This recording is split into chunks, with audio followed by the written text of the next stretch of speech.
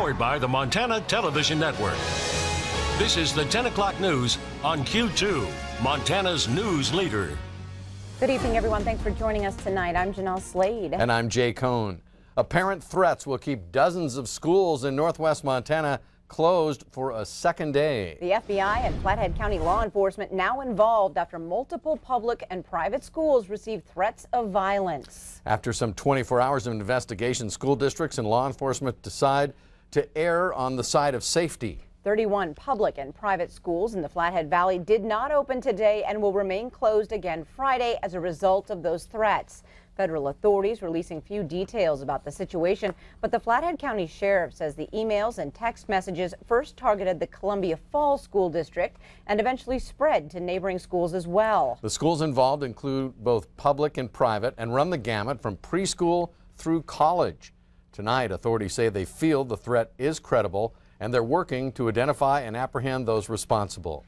Take these cases very seriously, and especially in light of both regional and national events that have happened in our schools.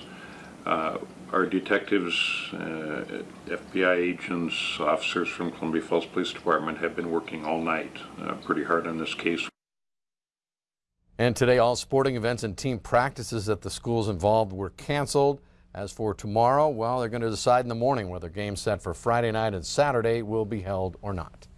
1 year after a new state crime lab opened here in Billings, budget cuts triggered by a shortfall in state tax revenue threaten the future of that new facility. And if those $3.4 million in cuts come to pass, well, evidence processing will have to head back to the state crime lab in Missoula.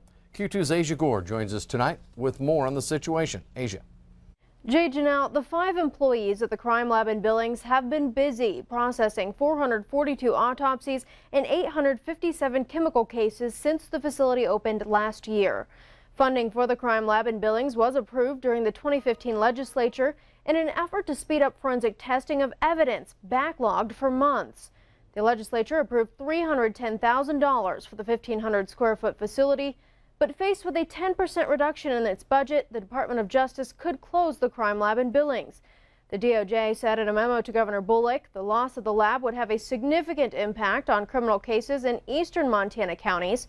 The Department of Health and Human Services also uses the crime lab to test child hair samples for drug exposure.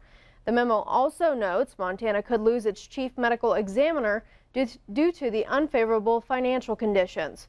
DOJ spokesman Eric Sell tells me the 5 employees at the crime lab here in Billings would be moved to the lab in Missoula. Jane, Jeanelle. All right, thanks, Asia. A state legislative committee weighed in today on Montana's worsening budget picture. Jonathan Amberian reports tonight that there is still disagreement on how far the state revenues could fall. The State Revenue and Transportation Interim Committee considered 2 key questions in its meeting Thursday morning. How did Montana's tax revenues fall so short of expectations, and will that issue continue in the coming years?